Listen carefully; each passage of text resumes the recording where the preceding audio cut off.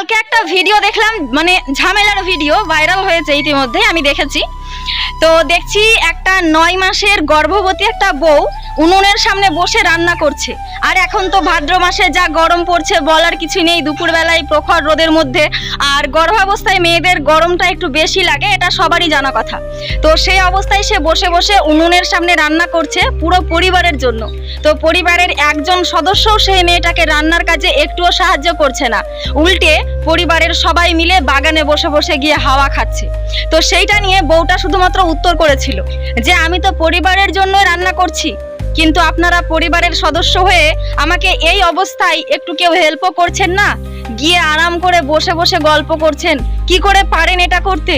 তখন তার শাশুড়ির মুখের ভাষাগুলো আমি শুনলাম, মানে যেগুলো বলার নয়।